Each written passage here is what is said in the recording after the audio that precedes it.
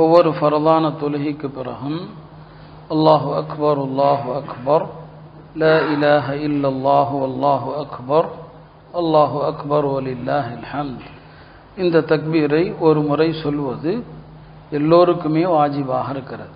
தனியாக தொழுதாலும் ஜமாஅத்தாக தொழுதாலும் வீட்டில் தொழுதாலும் ஆண்கள் பெண்கள் அனைவருக்குமே வாஜிப்.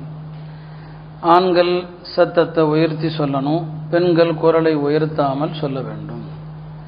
ஒரு ரக்காத் தவற விட்டு வந்து தொழக்கூடியவர்கள் மஸ்பூக் என்று சொல்வார்கள், அவர்களும் அவர்களது அந்த மீதி ரக்காத்தை முடித்துவிட்டு தனியாக சொல்ல வேண்டும்.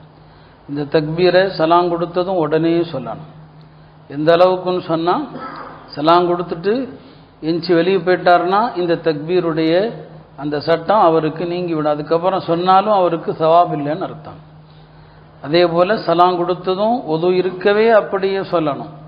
இப்படியெல்லாம் இந்த தக்பீர் மிக முக்கியத்துவம் வாய்ந்த ஒன்றாக இருக்கிறது. அதனால் இந்த நாட்கள் நாளை முதலான இந்த நாட்களிலே இந்த தக்பீருடைய சட்டத்தை வீட்டில் உள்ளவர்களுக்கும் சொல்லணும், பெண்களுக்கும் அது தெரியப்படுத்தப்படணும். இந்த நாட்களில் ஒவ்வொரு ஃபரலான தொழுகைக்கு பிறகும் தக்பீர் சொல்வது வாஜிபாக இருக்கிறது. சுன்னத்தில் வாஜிப், ஒரு தடவை கண்டிப்பாக சொல்லி ஆகணும். ஒரு வாஜிபான அமலை விடுறது என்பது ஒரு குற்ற செயலாகிவிடும். அதனால மறக்காமல் என்ன செய்யணும், சொல்லணும். ஆக இந்த தக்பீர் ஏற்கனவே நாம் இந்த பயானுடைய துவக்கத்திலே சொல்லியிருக்கிறோம். துல்ஹஜ்ஜினுடைய இந்த ஆரம்ப நாட்களில் 2 வகையான தக்பீர் இருக்கிறது.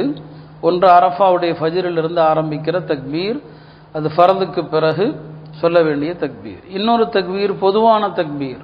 இந்த நாட்களில் அதிகமாக தக்பீர் சொல்லிக்கொண்டே இருக்கணும். கால்நடைகள் எல்லாம் வர ஆரம்பித்து விட்டது. இந்த கால்நடைகள் அல்லாஹுடைய அடையாளங்கள், குர்பானி பிராணிகள். இந்த கால்நடைகளை பார்க்கும்போது தக்பீர் சொல்லணும்.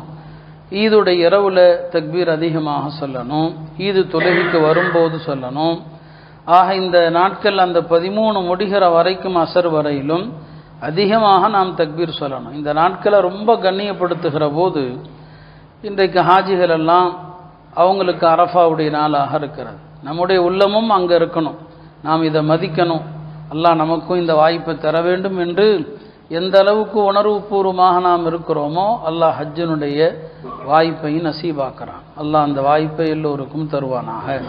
ஆக இந்த தக்பீருடைய இந்த சட்டத்தை நாம் தெரிந்து கொள்ள வேண்டும். இந்த தக்பீர் ஹாஜிகளுக்கும் இருக்குதுன்னு சொல்லியிருக்கிறேன். அவங்களும் ஃபரதான தொழுகைக்கு பிறகு தக்பீர் சொல்லிட்டு அப்புறம் தான் தல்பியா சொல்லணும். தக்பீர் தான் முதலிடம். தல்பியா கூட சுன்னத்து தான், ஆனால் தக்பீர் வாஜிபாக இருக்கிறது.